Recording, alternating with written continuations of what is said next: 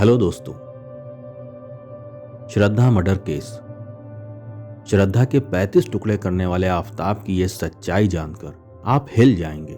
दोस्तों, आज हम आपको आफताब के क्राइम की रियल कहानी के साथ साथ श्रद्धा मर्डर केस की पूरी कहानी सुनाने जा रहे हैं। आप तो जानते ही होंगे कि आफताब नाम के एक सनकी इंसान तो दूर बल्कि जानवर ने अपनी लिविंग पार्टनर श्रद्धा की पहले हत्या करी और फिर उसके शव के 35 टुकड़े करके उन टुकड़ों को फ्रिज के अंदर रखा और कई दिनों बाद उन टुकड़ों को दिल्ली के जंगलों में फेंक दिया। लेकिन क्या आप जानते हैं कि आखिर आफताब और श्रद्धा की मुलाकात कब और कैसे हुई थी? दोनों कब से एक दूसरे के साथ रह रहे थे? आफताब ने श्रद्धा की हत्या क्यों और कैसे की? आखिर आफताब ने श्रद्धा के शव को ठिकाने कैसे लगाया? और सबसे इम्पोर्टेंट सवाल कि श्रद्धा की हत्या करने के 6 महीने बाद भी आफताब पुलिस की पकड़ से कैसे बचा रहा? इस दौरान आफताब ने क्या किया और आखिर उसकी गिरफ्तारी कैसे हुई? अब तक की पुलिस की जांच में क्या हुआ है? चलिए जानते हैं इस वीडियो में इन्हीं सब इम्पोर्टेंट ट्रायंगल्स के बारे में, और हम आपको केस से जुड़ी हर वो जानकारी देंगे जिसके बारे में आप अब तक नहीं जानते हैं। तो पूरे पहलुओं को जानने के लिए हमारे साथ बने रहिए कहानी के अंत तक। दोस्तों, आपका स्वागत है हमारे YouTube चैनल में कि जिसका नाम है क्राइम की रियल कहानी। उम्मीद करता हूँ आप सब अच्छे होंगे। हेलो दोस्तों, श्रद्धा मर्डर केस। आज की कहानी शुरू करने से पहले हम आपको एक बात बताते चले कि हमारा मकसद आपको डराना या आक्रोश फैलाना बिल्कुल भी नहीं है, बल्कि हम अपनी इस वीडियो के जरिए आप तक सही और निष्पक्ष सत्य पहुंचाना चाहते हैं। और हमारे इस क्राइम की रियल कहानी चैनल का मकसद हमेशा से आपको जागरूक करना है, और आगे भी हम आपको ऐसे ही सच्ची कहानियों के जरिए होने वाले जुर्म से आगाह करते रहेंगे। तो चलिए कहानी शुरू करते हैं। आफताब का पूरा नाम आफताब अमीन पूनावाला है। इसका परिवार महाराष्ट्र का है। आफताब की पढ़ाई मुंबई में ही हुई थी। आफताब ने होटल मैनेजमेंट का कोर्स किया हुआ था। इसके अलावा उसने मुंबई के एक बड़े 5 स्टार होटल में शेफ की भी ट्रेनिंग हासिल की थी। वो एक वेल ट्रेन शेफ था। सोशल मीडिया पर आफताब की पहचान एक फूड ब्लॉगर की हैसियत से थी। इन सब से पहले आफताब ने लंबे समय तक कॉल सेंटर में भी काम किया था। दूसरी तरफ अगर इस कहानी की पीड़िता श्रद्धा की बात करें तो इनका पूरा नाम श्रद्धा वॉलकर था। श्रद्धा की उम्र लगभग 26 साल के आसपास की थी। श्रद्धा का परिवार महाराष्ट्र के पालघर में रहता था। श्रद्धा के पिता विकास वॉलकर पास के ही बाजार में अपनी एक छोटी सी इलेक्ट्रॉनिक की दुकान चलाते हैं। माँ का नाम सुमन है। वहीं श्रद्धा का एक 23 साल का भाई भी है। श्रद्धा के माता पिता के आपसी रिश्ते बहुत बेहतर नहीं थे, इसलिए श्रद्धा के पिता अलग ही रहते थे, जबकि श्रद्धा की माँ दोनों बच्चों को लेकर अलग रह रही थी। श्रद्धा की अपने पिता से शायद ही कभी बात होती थी। श्रद्धा का जन्म जरूर एक छोटे शहर के मिडिल क्लास फैमिली में हुआ था, मगर उनके सपने बहुत बड़े बड़े थे। अपने सपनों को पूरा करने के लिए वो अपनी पढ़ाई पूरी करने के बाद पालघर को छोड़कर 2018 में मुंबई शहर में आ जाती हैं और यहाँ मलाड में कुछ दिनों तक अपने एक दोस्त के पास रहती हैं और नौकरी की तलाश में लग जाती हैं। श्रद्धा ने मास मीडिया में डिग्री हासिल की हुई थी। कुछ ही कोशिशों के बाद श्रद्धा को एक मल्टीनेशनल कंपनी के कॉल सेंटर में जॉब मिल जाती है। जॉब करते हुए जब श्रद्धा को कुछ ही महीने बीते थे तो इसी दौरान 2019 के मई महीने में श्रद्धा की दोस्ती एक डेटिंग ऐप के जरिए आफताब अमीन पूनावाला नाम के लड़के से होती है। बातचीत के दौरान पता चलता है कि आफताब भी एक मल्टीनेशनल कंपनी के कॉल सेंटर में ही काम करता है। इसके अलावा वो पार्ट टाइम में फूड ब्लॉगिंग और फोटोग्राफी भी करता है। शुरुआती बातचीत के बाद ही दोनों दोस्त बन जाते हैं और कुछ समय बाद मिलने का प्लान करते हैं। पहले 1-2 मुलाकातों के बाद ही श्रद्धा आफताब से काफी प्रभावित हो जाती हैं और दोनों लिविंग में रहने का प्लान बनाने लगते हैं। इन दोनों की दोस्ती मई महीने के आसपास हुई थी और 2019 के अक्टूबर महीने में ही ये दोनों एक फ्लैट किराए पे ले लेते हैं और एक साथ लिव इन रिलेशन में रहने लगते हैं। यहाँ कुछ महीने रहने के बाद ये दोनों वसई में रहने चले जाते हैं। अभी कुछ ही महीने इन दोनों के साथ रहते बीते थे कि अब दोनों शादी करने का फैसला कर लेते हैं। शादी के फैसले के बाद श्रद्धा अपनी माँ के पास जाती हैं और उन्हें बताती हैं कि मैं आफताब नाम के लड़के के साथ रह रही हूँ और मैं उससे शादी करना चाहती हूँ। इतना सुनते ही श्रद्धा की माँ बेटी को समझाना शुरू कर देती हैं और कहती हैं कि वो दूसरे धर्म का है और हमारा धर्म दूसरा है, इसलिए हम इस रिश्ते को मंजूर नहीं कर सकते। श्रद्धा की माँ श्रद्धा को समझाने की लाख कोशिश करती हैं, मगर उनकी सारी कोशिश नाकाम हो जाती है। और ये मुलाकात झगड़े का रूप ले लेती है। आखिरकार श्रद्धा घर से ये कहते हुए निकल जाती हैं कि अगर आप लोग नहीं भी राजी होंगे तब भी मैं आफताब से ही शादी करूंगी। अब आप समझो कि मैं आपकी बेटी हूं ही नहीं। इतना कहने के बाद अपना सामान लेकर श्रद्धा वहां से निकल जाती हैं और आफताब के साथ रहना जारी रखती हैं। श्रद्धा को घर छोड़कर गए हुए कुछ ही महीने गुजरे थे कि जनवरी 2020 में अचानक से श्रद्धा की मां को दिल का दौरा पड़ता है और उनकी मौत हो जाती है।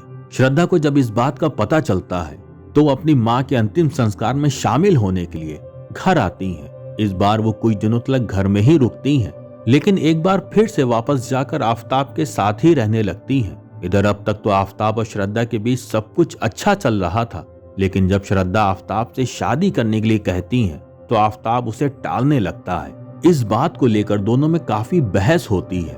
इसी नोकझोंक के बीच आफताब श्रद्धा पर हाथ उठा देता है। श्रद्धा को आफताब के हाथ उठाने से काफी ठेस पहुंचती है और वो अपनी एक सहेली को फोन करके कहती हैं कि आफताब ने मुझे मारा और धमकाया है। मैं पुलिस में कंप्लेन करने जा रही हूँ और अब मैं उसके साथ नहीं रह सकती। इस घटना के बाद आफताब श्रद्धा से माफी मांगता है और आइंदा ऐसी गलती ना करने की कसम खाता है। इसलिए श्रद्धा उसे माफ कर देती है और एक बार फिर से उसके साथ रहने लगती हैं। कुछ महीने तक तो सब कुछ ठीक ठाक ही चल रहा था, लेकिन श्रद्धा के दोस्त के बयान के अनुसार 2021 के जुलाई महीने में एक बार फिर से आफताब ने श्रद्धा को बुरी तरीके से मारा पीटा था। इस घटना के बारे में भी श्रद्धा ने अपनी दोस्त को बताया था। श्रद्धा ने आफताब को छोड़कर जाने की बात भी दोहराई थी, मगर इस बार भी आफताब किसी तरह से श्रद्धा को मना लेता है और दोनों साथ रहना जारी रखते हैं। इस लड़ाई झगड़े के बीच 2022 आ चुका था। आफताब और श्रद्धा मूड फ्रेश करने के लिए हिमाचल ट्रिप का प्लान बनाते हैं और फरवरी के अंत में कुछ दिनों के लिए ये दोनों एंजॉयमेंट करने के लिए हिमाचल चले जाते हैं। वहां से वापस आने के बाद ये दोनों फिर से मुंबई आकर अपने अपने कामों में लग जाते हैं।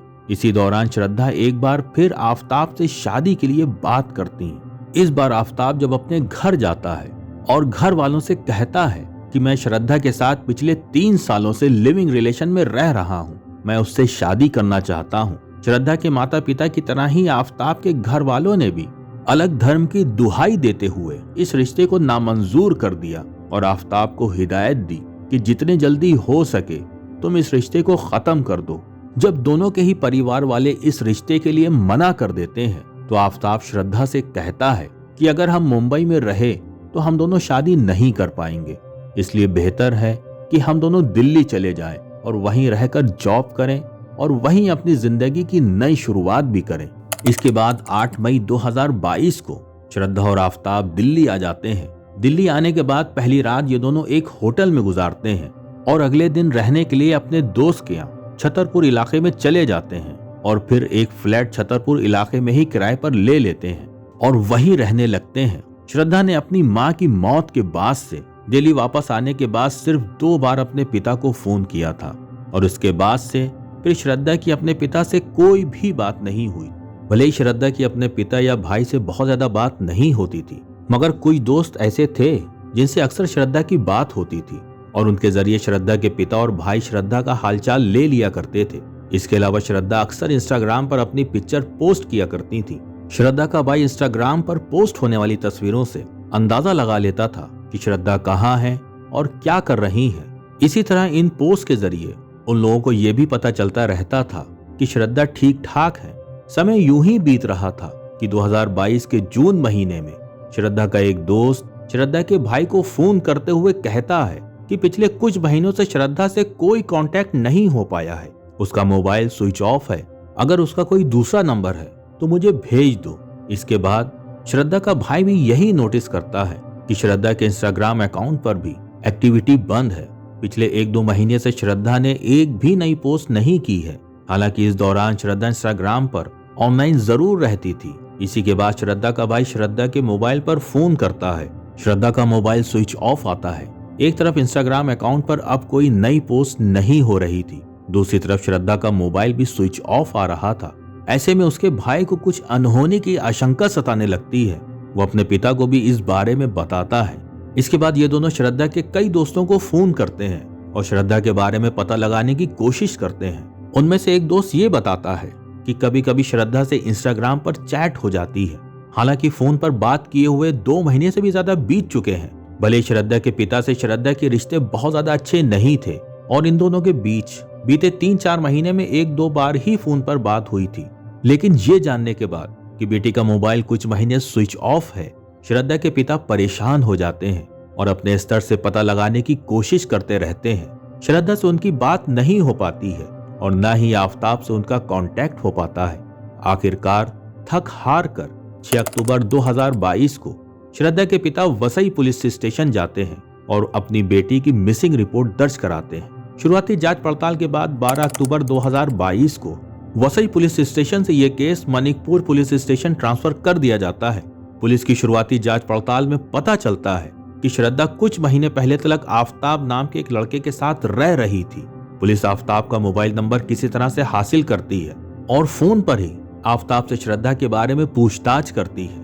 पूछताछ के दौरान आफताब बताता है कि 22 मई 2022 को श्रद्धा और मेरी काफी लड़ाई हो गई थी। इसी के बाद श्रद्धा यहाँ से सभी सामान लेकर ये कहते हुए वापस चली गई कि कभी मुझसे कांटेक्ट करने की कोशिश मत करना। आफताब पुलिस वालों को फोन पर बताता है कि उसके बाद से मुझे नहीं पता कि श्रद्धा कहाँ है, क्योंकि उसके बाद से हमने कभी भी श्रद्धा को फोन नहीं किया। पुलिस वालों को आफताब की इन बातों पर कुछ हद तक तो यकीन हो जाता है, मगर फिर भी आफताब की फोन डिटेल निकलवाई जाती है। हालांकि उससे भी बहुत कुछ ज्यादा हासिल नहीं हो पाता और न ही श्रद्धा का कोई पता चलता है। इधर पुलिस का शक एक बार फिर से घूमकर आफताब पर ही आ जाता है। इसलिए 3 नवंबर 2022 को एक बार फिर से आफताब को दिल्ली से मुंबई आकर थाने में पेश होने के लिए कहा जाता है और एक बार फिर आफताब से यहाँ पूछताछ शुरू हो जाती है। पहली पूछताछ केवल फोन पर ही हुई थी और उसे रिकॉर्ड में भी शामिल नहीं किया गया था, मगर इस बार आफताब का रिटन स्टेटमेंट लिया जाता है। इस बार भी आफताब ने अपनी पुरानी बात को ही दोहराते हुए कहा कि 22 मई 2022 को मेरी और श्रद्धा की लड़ाई हो गई थी। उसके बाद श्रद्धा रूम छोड़कर चली गई थी। अब मुझे नहीं पता कि श्रद्धा कहाँ पर है। इस पूछताछ में भी पुलिस को बहुत ज्यादा कामयाबी नहीं मिल पाती है और एक बार फिर से आफताब को छोड़ दिया जाता है। इस पूछताछ के बाद आफताब वापस दिल्ली आ जाता है। हालांकि बाद में जब आफताब के लिखित बयान की जांच और पड़ताल की जाती है तो पुलिस वालों को कई जगह आफताब के बयान में कमी और फेरबदल नजर आता है और पुलिस को शक हो जाता है कि कहीं न कहीं आफताब कुछ छुपा रहा है। इसी के बाद एक बार फिर से 8 नवंबर 2022 को दिल्ली पुलिस आफताब को सवाल जवाब के लिए बुलाती है। इस बार आफताब अपने ही बुने जाल में पूरी तरीके से फंस जाता है। दरअसल शुरुआती 2 बार की पूछताछ में आफताब ने बताया था कि श्रद्धा से 22 मई को उसकी बहुत ज्यादा नोकझोंक हुई थी और बात हाथापाई तक पहुंच गई थी। इसी के बाद श्रद्धा 22 मई 2022 को ही अपना मोबाइल और कुछ कपड़े लेकर वहां से निकल गई थी। लेकिन पुलिस इन्वेस्टिगेशन में एक दिन पुलिस वालों को ये पता लगता है कि एक तरफ आफताब ने पूछताछ में बताया था कि 22 मई को ही श्रद्धा अपना मोबाइल लेकर चली गई थी, जबकि 26 मई 2022 को श्रद्धा के ही मोबाइल से एक बैंकिंग ऐप का इस्तेमाल करते हुए श्रद्धा के बैंक अकाउंट से आफताब के अकाउंट में 54,000 रुपए भेजे गए थे। जब ये ट्रांजैक्शन किया गया था तो उस समय मोबाइल की लोकेशन एग्जैक्ट छतरपुर में उसी जगह की थी जहां पर पहले श्रद्धा और आफताब एक साथ रहा करते थे। इसके अलावा जो पुलिस ने श्रद्धा के इंस्टाग्राम अकाउंट की डिटेल निकलवाई तो उस डिटेल में ये पता चला कि मई के आखिरी हफ्ते में भी उसी छतरपुर की लोकेशन से श्रद्धा का सोशल मीडिया अकाउंट हैंडल किया जा रहा था। यहाँ तक कि 31 मई 2022 को छतरपुर लोकेशन से ही श्रद्धा की एक फ्रेंड से चैट हुई थी। अब दिल्ली पुलिस आफताब से सवाल करती है कि अगर 22 मई को ही श्रद्धा यहाँ से जा चुकी थी तो आखिर उसका मोबाइल फोन कैसे पहले 26 मई और फिर 31 मई को इसी घर पर ऑन हुआ और उसे ट्रांजैक्शन भी हुआ था। आफताब इन सवालों का प्रॉपर जवाब नहीं दे पाता है और फिर कड़ी पूछताछ का दौर शुरू होता है। आखिरकार पुलिस की सख्ती के आगे आफताब की सारी हेकड़ी निकल जाती है और फिर आगे जो खुलासा होता है उसे जानकर हर किसी के पैरों तले जमीन निकल जाती है। पुलिस की पूछताछ के दौरान आफताब खुलासा करता है आफताब और श्रद्धा को अभी दिल्ली आए हुए कुछ ही दिन बीते थे कि 18 मई 2022 की शाम अचानक ही इन दोनों में घर के खर्चे तथा काम को लेकर बहस शुरू हो जाती है।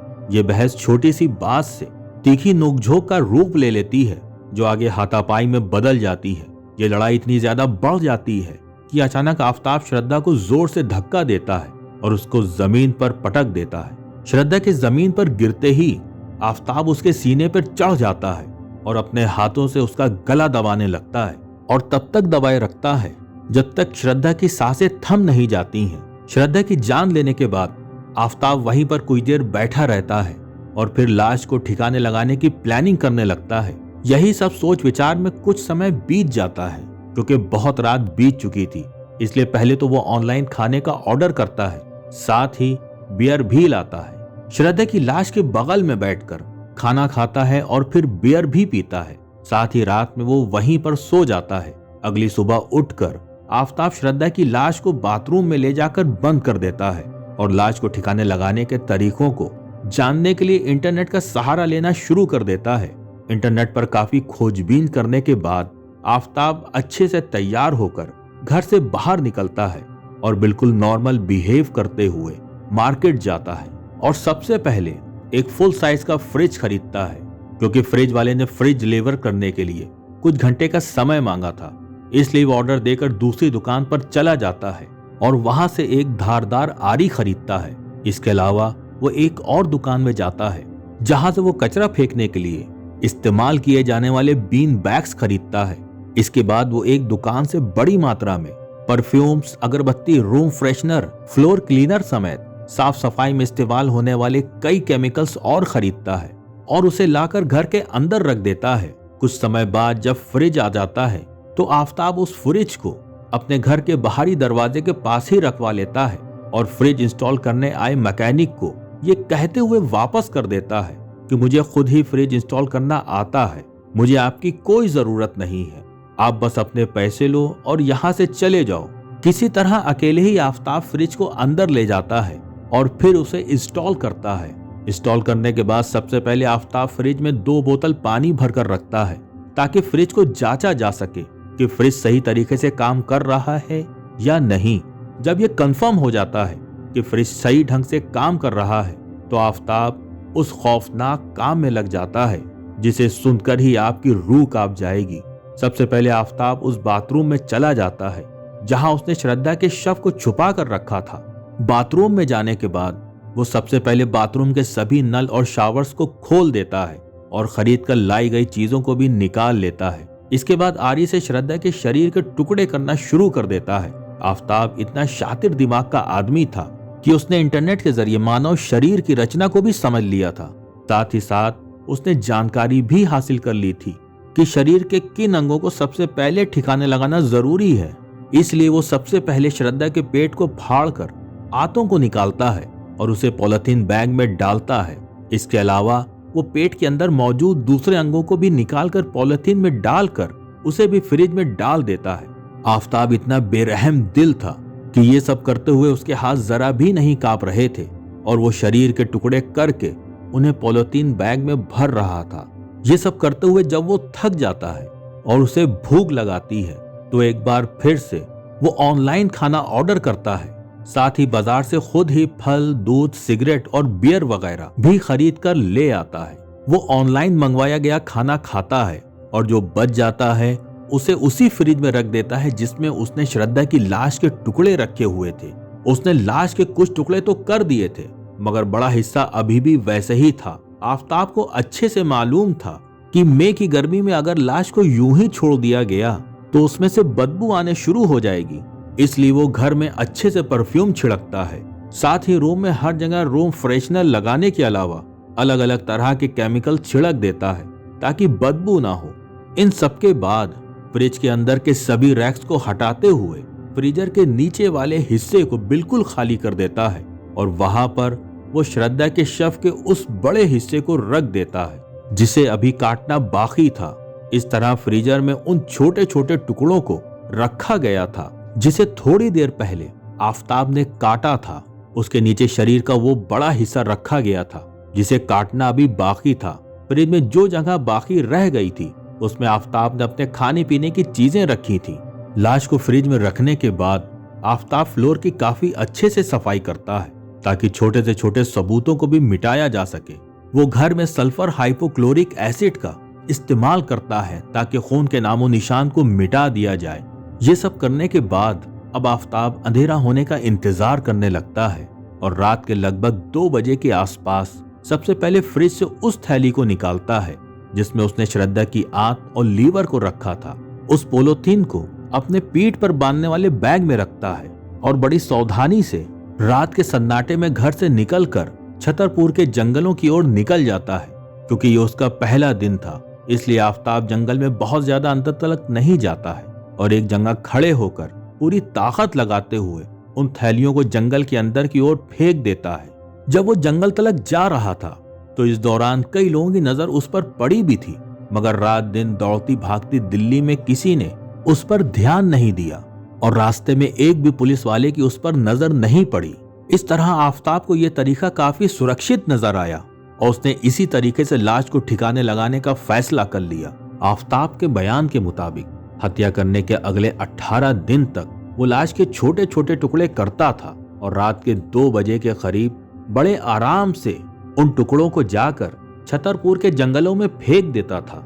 आफताब कितना बड़ा सनकी था, इसका अंदाजा आप इस बात से लगा सकते हैं कि वो श्रद्धा की हत्या करने के बाद भी रोज श्रद्धा के चेहरे को काफी देर तक बैठकर देखता रहता था और कई बार तो आफताब ने श्रद्धा के चेहरे पर मेकअप भी लगाया था। पागलपन की हद तो तब उसने की थी कि जब वो आखिर में श्रद्धा की खोपड़ी को फेंकने गया तो उसने श्रद्धा के चेहरे को बुरी तरह से जला दिया था ताकि गलती से भी अगर किसी के हाथ ये खोपड़ी लग जाए तो उसकी पहचान ना हो पाए। आफताब के इस पूरे खुलासे के बाद पुलिस वालों की तो रूह कांप गई। आगे पुलिस की पूछताछ में आफताब ने यह भी बताया कि श्रद्धा की हत्या के बाद वही श्रद्धा के इंस्टाग्राम अकाउंट को हैंडल कर रहा था, क्योंकि उसे मालूम था कि वो अपने दोस्तों के साथ इंस्टाग्राम से जुड़ी हुई थी। अगर अचानक से उसका इंस्टाग्राम बंद हो जाता तो लोगों को आफताब पर शक हो जाता। इसलिए श्रद्धा की हत्या करने के बाद लगभग 3 महीनों तक आफताब श्रद्धा के सोशल मीडिया अकाउंट को यूज करता रहा तथा वो श्रद्धा के दोस्तों से श्रद्धा बनकर बात करता रहा ताकि किसी को कोई शक ना हो सके। उसकी ये चाल कामयाब रही क्योंकि अपने जुर्म पर लगभग 5 महीनों तक पर्दा डालने में आफताब कामयाब रहा। हालांकि उसकी ये चाल उस पर भारी पड़ी क्योंकि पुलिस ने श्रद्धा के मोबाइल लोकेशन को ट्रेस करते हुए ये पता लगा लिया था कि श्रद्धा का मोबाइल आफताब की लोकेशन पर ही एक्टिव हो रहा था, जबकि आफताब ने अपने बयान में ये बताया था कि श्रद्धा 22 मई को ही मोबाइल लेकर जा चुकी थी। वैसे लगभग 3 महीनों तक आफताब श्रद्धा का मोबाइल यूज करता रहा, मगर जब वो मुंबई वापस गया तो वहीं श्रद्धा के मोबाइल को फेंक दिया। सबूत मिटाने की नीयत से 20 मई को ही आफताब ने श्रद्धा के उन कपड़ों को कचरा फेंकने वाली गाड़ी में डाल दिया था जो कपड़े श्रद्धा ने मर्डर के वक्त पहने हुए थे। इसके अलावा जिस साड़ी का इस्तेमाल उसने श्रद्धा की बॉडी को काटने के लिए किया था उसे भी उसने एक नाले में जाकर फेंक दिया था। पुलिस आफताब के पुराने मोबाइल से कुछ सबूत इकट्ठा कर सकती थी, इसलिए आफताब ने पहले ही उस पुराने फोन को भी बेच दिया था। हालांकि पुलिस ने उस पुराने फोन को तथा श्रद्धा के मोबाइल को भी हासिल करने की पूरी कोशिश की, मगर कुछ हाथ नहीं लगा। पुलिस की जांच में कुछ और ऐसे खुलासे हुए जिसे सुनकर आपके और ज्यादा होश उड़ जाएंगे। एक तरफ घर के अंदर फ्रिज में श्रद्धा की लाश के टुकड़े रखे हुए थे, तो दूसरी तरफ इसी दौरान आफताब ने एक डेटिंग ऐप का इस्तेमाल करते हुए एक और लड़की को अपने जाल में फंसा लिया था और उससे भी दोस्ती करके कई बार अपने फ्लैट में बुलाया था। आफताब के एक बयान के मुताबिक जब उसकी वो नई दोस्त आती थी तो उस दिन वो फ्रिज से श्रद्धा के शरीर के टुकड़ों को निकालकर अलमारी में रख देता था ताकि गलती से अगर वो फ्रिज खोल ले तो उसके राज से पर्दा न उठने पाए। हैरानी की बात तो ये है कि 17 नवंबर 2022 को कुछ रिपोर्ट में दावा किया गया कि श्रद्धा की हत्या के बाद आफताब की गिरफ्तारी से पहले तक कम से कम 20 लड़कियां इस डेटिंग ऐप के जरिए आफताब के जाल में फंस चुकी थी और उनमें से कई लड़कियां तो बारी बारी करके उसके फ्लैट पर भी आई थी। आफताब के इस खुलासे के बाद पुलिस इन लड़कियों की भी इन्वेस्टिगेशन शुरू करती है ताकि इस बात की जांच हो सके कि कहीं श्रद्धा की हत्या किसी दूसरी लड़की के चक्कर में तो नहीं की गई थी। एक सवाल ये भी उठता है कि आफताब के पास इतनी मौज मस्ती करने के लिए कहां से पैसे आ रहे थे।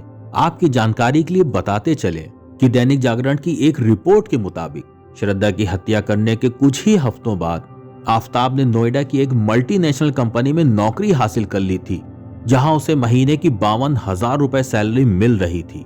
आफताब के इन सभी खुलासों के बाद पुलिस ने सबसे पहले आफताब को स्थानीय अदालत में पेश किया, जहां से पुलिस को 5 दिन की रिमांड मिल गई थी। पुलिस का पहला लक्ष्य ये था कि सबूतों को इकट्ठा किया जा सके कि आफताब जो बात कह रहा है वो सच है भी या नहीं। यहाँ पुलिस के सामने अपराधी को ढूंढने की चुनौती नहीं थी, बल्कि ये साबित करने की चुनौती थी कि सच में श्रद्धा की ही हत्या हुई थी। यानी यहाँ पुलिस को अपराधी की नहीं बल्कि पीड़िता की तलाश थी। पुलिस के सामने सबसे बड़ी चुनौती तो ये थी कि उसके पास अब तक कोई पुख्ता फिजिकल एविडेंस नहीं था। हालांकि आफताब ने जिन इलाकों में लाश के टुकड़ों को फेंकने का दावा किया था, वहां पुलिस आफताब को लेकर गई भी थी, मगर काफी दिनों की तलाश में पुलिस ने पूरे इलाके से लगभग 13 हड्डियां इकट्ठा की थी और उन्हें फॉरेंसिक लैब में जांच के लिए भेज दिया गया था। दूसरी तरफ पुलिस को अब तक वो आरी नहीं मिली थी जिसका इस्तेमाल आफताब ने श्रद्धा के टुकड़े करने के लिए किया था। इसके अलावा पुलिस को यह भी साबित करना था कि जिस घर में आफताब ने हत्या का दावा किया था उस घर में श्रद्धा थी। यानी डिजिटल एविडेंस को छोड़ दिया जाए तो अब तक पुलिस को एक भी फिजिकल एविडेंस नहीं मिल पाया था जिससे ये साबित हो सके कि श्रद्धा की वास्तव में उसी घर में हत्या हुई थी। दरअसल आफताब इतना शातिर दिमाग का आदमी था कि उसने इंटरनेट के सहारे फॉरेंसिक जांच के सभी दांव पेच को अच्छे से समझते हुए एसिड और फ्लोर क्लीनर का इस्तेमाल करते हुए सभी सबूतों को नष्ट कर दिया था। उस घर में सबूत के तौर पर सिर्फ एक चीज बाकी थी और वो था फ्रिज, जिसमें आफताब ने श्रद्धा के शरीर के टुकड़ों को रखा था। हालांकि सभी टुकड़ों को ठिकाने लगाने के बाद आफताब ने उस फ्रिज को भी अच्छे से साफ कर दिया था। इसी कारण वहां से भी पुलिस को बहुत पुख्ता सबूत नहीं मिल पाए थे। मगर 17 नवंबर 2022 को पुलिस को आफताब की 5 दिन की और अतिरिक्त रिमांड मिल गई और साथ ही साथ कोर्ट से नार्को टेस्ट की इजाजत भी मिल गई। आरोपी आफताब का बाबा साहब अंबेडकर हॉस्पिटल में नार्को टेस्ट कराया गया, जिसके दौरान उसने पीड़िता के मोबाइल फोन और उसके शरीर को काटने के लिए इस्तेमाल किए गए हथियार के बारे में महत्वपूर्ण जानकारी साझा की। सूत्रों के अनुसार नार्को टेस्ट से पहले आफताब का पॉलीग्राफ टेस्ट भी कराया गया था, जिसमें उसने हत्या करने को भी कबूल किया था। मगर मई 2023 में कोर्ट की एक सुनवाई के दौरान आफताब अपने बयान से मुकर जाता है। अभी भी आफताब के ऊपर केस चल रहा है और श्रद्धा के पिता इस उम्मीद के साथ केस लड़ रहे हैं कि एक न एक दिन आफताब को उसके किए की सजा जरूर मिलेगी। हम भी बस यही उम्मीद करते हैं कि आफताब को ऐसी सजा मिले जिसे सुनकर ऐसा करने की सोच रखने वाले सभी लोगों की रूह कांप जाए और फिर कोई दूसरी श्रद्धा टुकड़ों में ना बटे। दोस्तों, आपके अनुसार आफताब को क्या सजा मिलना चाहिए, कमेंट बॉक्स में जरूर बताएं। अगर आपको हमारी मेहनत पसंद आई हो तो इस वीडियो को लाइक करते हुए शेयर भी जरूर करें ताकि बाकी लोग भी इस हैवानियत भरी कहानी को जान सके और अनहोनी होने से पहले खुद को बचा सके। अगर आपने अब तक इस चैनल को सब्सक्राइब नहीं किया है तो जल्दी से चैनल को सब्सक्राइब कर लीजिए, साथ ही बेल आइकन दबाकर नोटिफिकेशन भी ऑन कर लीजिए ताकि जब हम नई वीडियो अपलोड करें तो उसकी जानकारी आपको तुरंत मिल जाए। क्राइम की दुनिया से जुड़ी इसी तरह की सच्ची कहानियों के लिए हमारे साथ जुड़े रहिए। धन्यवाद।